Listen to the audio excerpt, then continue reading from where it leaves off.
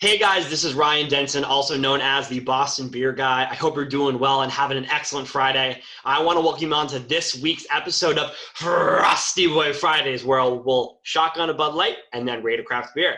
Frosty Boi Friday. I want to welcome on very special guest and good friend of mine, James Ohlson, Brewery Sales Rep from Mighty Squirrel. James, how's it going? Thanks for joining. Hey man, thanks for having me here. Awesome. How you been, man? Yeah, you've been good, been surviving. Awesome. Well, I mean, as everyone knows, we kind of will shotgun a Bud Light and we'll talk about the beers, but do you mind giving us a quick run through as to what you do at Mighty Squirrel? So I mainly handle sales. I'm looking for mainly Boston and the North Shore area, so all the way up to New Hampshire, dabble a little bit in Western Mass, and pretty much, just making sure that everything's going smoothly, working closely with our distro reps. Great crew of people over there, so it's awesome, dude. Awesome. Just meet a lot of new people, a lot of people in this industry, have great conversations, and sell some beer, dude. Love it. I love it. It's great. It's great to kind of, have friends in the beer industry, and I love bringing people on who, do similar things as I do. So, all right, so awesome. So before we jump in, we're going to be reviewing the Cosmic Distortion Double IPA by Mighty Squirrel. But before we do that, as always, this episode is brought to you by Proof Somerville, and I'm going to shotgun a Bud Light. So we're going to do I'm going to drink a Smart Water. He's going to drink a Smart Water. Get ready. All right, awesome. Stay frosty. Cheers. Cheers, man. I gotta make sure I don't cut my lip. Dude, I could never master it. I was never able to. You know what? It's a lot of work. I probably shotgun at least 2 or 3 beers a week. Yeah. Because I'm doing so many reviews, so it's crazy. But yeah, it's just some fun thing to do. People love it. So awesome. So we're gonna do again the Cosmic Distortion Double IPA brewed by Mighty Squirrel over in Waltham. This is probably one of my top beers they have there. I would say number 1 for me is probably Cloud Candy, and then I love the Sour Face stuff as well. I think the Sour Face is just, I love Berlin style Weiss beers.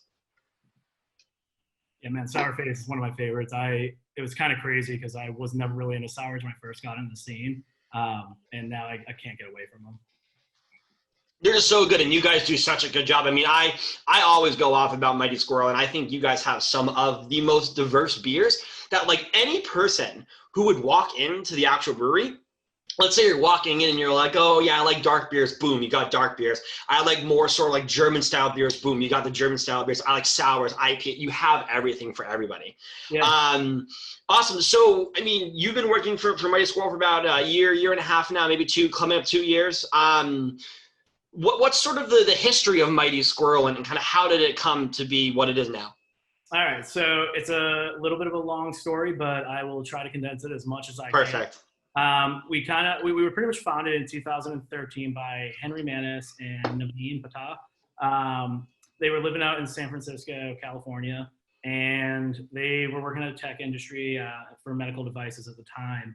And, they would meet up at a specific bar every now and then or go to the park and get some tacos. And we would always have some squirrels bugging them. Apparently they're very, as our name goes, mighty out there. They would steal tacos, which is, kind of how we coined the name. But we ended up, moving on from there. They came up back to Boston where Henry is originally from. Mm-hmm. And, they had a passion for it. They started home brewing. It's actually a pretty funny story. Since they've worked in that industry a full-time job, they were brewing pretty late at night. I know the feeling. I know the feeling. Hootie and the Blowfish. So, that and just brewing, they had a huge passion for it. Yeah, I mean, that's, a fondness for like working with people. Creativity, as you have seen, we have a vast amount of different styles. Yeah. That's just something that just very creative people who've ever met them. They're the nicest guys, extremely intelligent, and they'll blow your mind with like some of the awesome things they can come up with. And, we came to be founded then, and in 2018, we opened up our brick and mortar. We originally were brewing, contract brewing. We had a couple of different places. One was Von Trapp way back in the day. And then we started contract brewing with Ipswich Brewing up until we opened our brick and mortar, which is our Waltham location. Yeah. And since then, dude, it's just been, It's been blowing up. yeah. You guys are all over the place. And remind me, I mean, I've spoken to Naveen and Henry before, just in the past at the brewery, and they try to start with like a protein beer, right? Like a beer for athletes, right? Wasn't that true? Yeah, so they lived a very active lifestyle. If you've seen one of our newer beers, it's a Hefeweizen style, so it's called ZUG. And the reason there's tennis rackets on it is they had two buddies that lived over with them in California, and they played tennis all the time, and Hefeweizen was their favorite style. But yes, Naveen just ran in the marathon, the virtual marathon. He was going to be in Boston until the current situation happened. Of course. He crushed it there. It was awesome, dude. But yeah, they've always been super active. And at the time, we were the first ones in the industry. And like I said, they're very creative. First ones in the industry to kind of break into that. And, it worked pretty well for us, but, we wanted to grow a little further from there. Yeah. So how did you get in the industry? I mean, I know, again, you've been doing sales. Yeah, I want to make sure you get a few sips of the beer first. How did you get in the industry? What was your sort of pathway into where you are now? So it's also another weirdly long story, but I will try to condense it. So I started out when I was about 22 years old, working at Whole Foods in Linfield right after it opened. And I went from grocery into the specialty department. And that was for the beer team. And, I worked under a great guy. His name was Chris. He was our head beer buyer. Yeah. Blew my mind with the amount of knowledge this guy knew. He was actually one of the first people I knew that ever became a Cicerone. Yeah. And he could just talk your ear off about all these different styles and stuff. So I started trying them and got really interested. And being a store like that, we also had a lot of tastings. So one day there was a Newburyport Brewing Company tasting, and I'm not sure if anyone's familiar, but Chris Webb and Bill Fisher, the founders there. So Chris Webb's girlfriend at the time, who's now his wife, came in and was doing a tasting. And, I really loved their beers. I loved the whole concept of being local, especially like during this time. It was still kind of like the up climb to local breweries. It was not nearly where we are today with the amount we have in Massachusetts, in the United States. And I asked her at the end of her tasting, like, how did you get into this? Like, what do you do? And, she's like, well, it helps your boyfriend's the owner of the company. But she's like, yeah, no, we're starting up pretty much. I mean, they opened up in 2011, so they were still relatively new. Yeah. And I'm like, I'd love to get involved with something like that. So she got me in touch with Chris. We started me doing an ambassador work while I was still working with Whole Foods. After that, I got even more into the industry, and I started up a brewer's apprenticeship with Boston Beer Works out of Lowell. Okay. So I was learning how to be a cellarman, an assistant brewer, and all that jazz. Met a lot of great people there, learned a lot. Of course. And then after that, I got hired by Newburyport Brewing Company to go and work as a cellarman and a brewer's assistant. Awesome crew over there, dude. Bill and Chris are some of the greatest guys I've ever met. Really, really helped me get in this industry, understand how it works. I worked under an awesome head brewer at the time, Mike Robinson, who helped, build that company with some of their recipes and stuff back in the day. And then after that, dude, I got a sales job with a startup brewery out of Medfield, Massachusetts called Zales. Okay. They're kind of like the same concept that Mighty Squirrel used to be. They were all about adding electrolytes to their beer and whatnot. And it was a great crew. It was an awesome experience to kind of learn how the sales side worked after working on the production side. Totally different worlds, but still has that vast knowledge really helps you out. So I worked there for quite a while, and then got picked up eventually by Mighty Squirrel while I was studying in school and working at a homebrew shop and doing ambassador work for Artifact Cider Company. Yeah, dude. So there was a lot to it. It's a crazy story. Yeah, dude. I did a lot, and it was cool. I tried to learn from all aspects of the industry to fully understand it. Originally went into it hoping that I could open my own brewery one day. Happy I went through it to see the amount that you have to go through. Yeah. But it's always good to kind of have from the ground up knowing everything. So if you ever get to that point, you'll be able to kind of at least have an idea or help your team focus on fixing problems and making sure things get done. Yeah, well, you should join forces with us. Me and my roommates are starting our own little home brew company downstairs in our basement, Yeah. which is pretty cool. But so, I mean, obviously, you're in the Mighty Squirrel industry. You're immersed in the culture of what Mighty Squirrel is and whatnot. So, I got a few questions in terms of your preference. So, what's your favorite Mighty Squirrel beer, either being brewed now or in the past? This also is a hard one. I love Cloud Candy. I love our IPAs, but I gotta say, dude, our sours, that's where So good. um, God, it's so hard. It's between Nanoland and Guavaland. Okay. Two of my favorites. Nanoland's like an awesome sour ale, and then Yeah. Guavaland's just like tastes like those freaking guava candies, dude. And it's Yeah. crazy because it's like an 8%er, and you would never know. So yeah, dude, to play it safe, I guess I'll have to go with Nanoland. Okay, I think my favorite beer that you guys produce is probably a rom-com. I love rom-com. It is a great smooth style of beer. Now I'm not sure if you are kind of immersed in this, but I always ask this to people who are in the industry because I find this fascinating. So when you guys are going to brew a new beer, let's say you're going to brew a new New England IPA or excuse me something. Before you even start brewing it or while you're brewing it, the can art, does it come into mind while you guys are brewing it? Like, okay, we're going to brew this sort of beer. This is what we want the can to look like. Because I find that not myself, but like my roommates, my friends, when we go to different breweries, like if we haven't heard a brewery, like if they got a cool can art, like I'm more likely to buy it. So, I mean, what is that? Do you guys have that in your mind when you're doing this all? Yeah, so like when we came up with our can art, it's a little different than other companies, maybe, no matter what industry they're in. Obviously, if something catches someone's eye, that's going to move before anything else. However, when we do it, for example, Cosmic Distortion is a distortion pedal. Some people sometimes think it's an oven. It's not. It's a distortion pedal. We have a lot of people at the brewery that are very, very into music. Like my boss, Adam, is a great guitarist and vocalist. That's awesome. And then our head of HR and operations, he's like he's a guitarist. So that inspired us, and it was more of what we think is like pretty much cool, like what we can relate to our staff, our team, our family. That is what we go for, and if it works out, it works out. And so like you have something like Nanoland. Nanoland, for example, is somewhat related to Naveen's young daughter, Nina.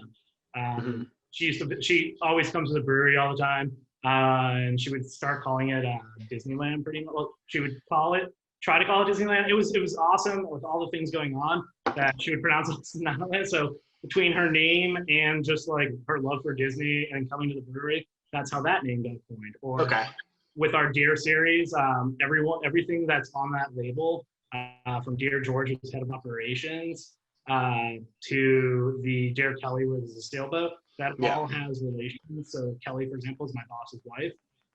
George is our head of operations. Kelly's a huge boat enthusiast. She was in the she's done like a ton of different like championships boating wise. I'm not a very nautical person, so don't mind me if I'm not saying anything's right. If you've ever met George, he has a big beard, so he's on the can. The boat's on there for Kelly. There's just it's like so much going on. Yeah, dude. Like Dear Bubba, for example, is one of our taproom staffs. Brother man, and he loves roller coasters. That's why there's a roller coaster on there.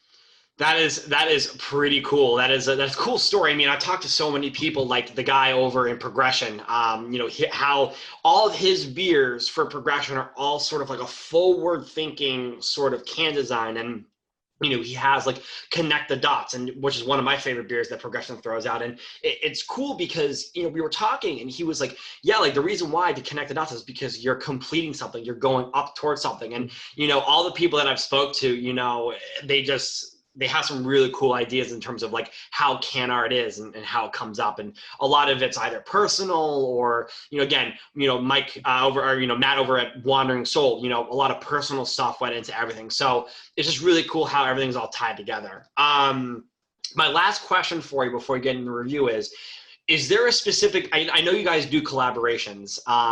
Is there a specific brewery that you would want to see Mighty Squirrel collab with?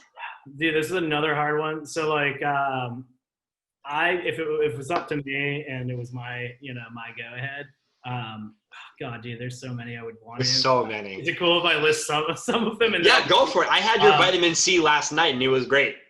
Yeah, dude. So like you said, Matt Smith, he's an awesome dude. I'm pretty cool with him. He makes freaking awesome beers. Yeah, his beer is so good. Then there's Neil Cade. He owns Gilded Skull. I love all of this because they're all very local. And when I was working at that homebrew shop, that's how I met most of them. They were homebrewers. And this industry it's really cool to kind of see like a renaissance starting of these guys, these girls that are starting as homebrewers and then starting a business and building something out of nothing. And those two guys definitely Ray pickups with Rockport Brewing, or Jeff Marquez and Rob Dunn over at Granite Coast and Peabody.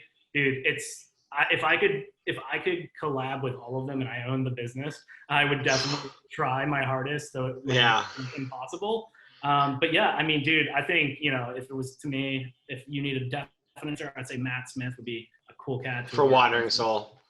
Yeah, absolutely. A Wandering Soul Mighty Squirrel beer would be a pretty good one and a very tasty one. Well, awesome. So getting into the Cosmic Distortion, I mean, this is a great beer, 8% ABV right now. So you're our guest. You've seen my videos. We usually rate it between 1 and 10. So imagine yourself, you have no idea what Mighty Squirrel is. You're walking in, you grab the Cosmic Distortion. What do you rate out of 10? So, dude, like me, I was never like I was a big fan of IPAs and doubles when I was younger, and then I grew my taste. So at this point, for me to like an IPA or double, it's a good sign if I give it a great rating. And honestly, dude, for the fact that Cosmic is so smooth but juicy, and you would honestly probably not know that it's like 8%. Dude, I'd have to give it like a straight up 7.5 to 8.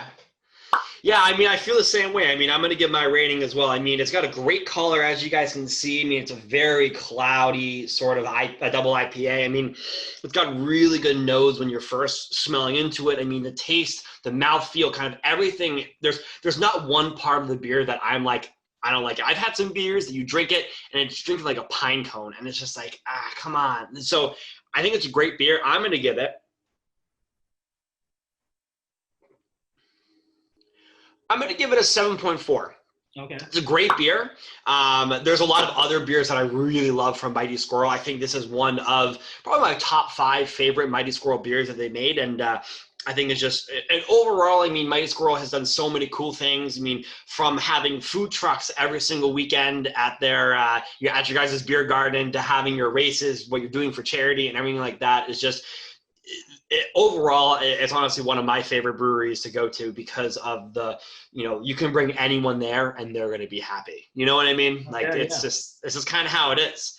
Yeah, dude, I mean, my biggest thing about why I like it, dude, is the galaxy in it. It's so good. If I could, I mean, I didn't want to be biased, but I'd honestly give it 10%, like a 10 for myself, just because I'm not a fan of IPAs. It's not just because I sell it. I promise, knock on wood, like I promise. But it's a heck of a beer, man. Great beer. For someone who's not even, it's crazy because some people who will try Cloud Candy, for example, will be like, that's really bitter.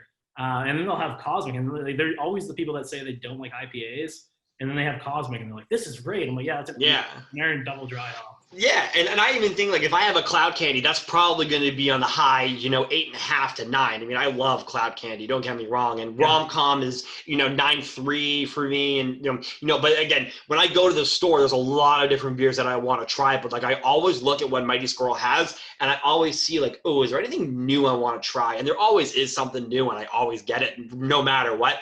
I even think a 7.4 rating for this is a pretty high rating. I mean, with all the beers out there, 7.4, 7.5. I mean, you even said it, 7.5, 8, kind of how it is. But awesome. Exactly. Well, James, thanks so much for coming on the show, man. It was great to have you on here, and hope to have you guys on again soon. Yeah, dude, thanks for having us again. I hope to see you guys, including you, in the beer garden or at the brewery. Of course. Open every day. Sunday we're open pretty much. Yeah, what's the hours? So you're looking at 11 to 9 on Sunday, I believe. Okay. And then pretty much 10 to 11 or 11 to 10 during the week.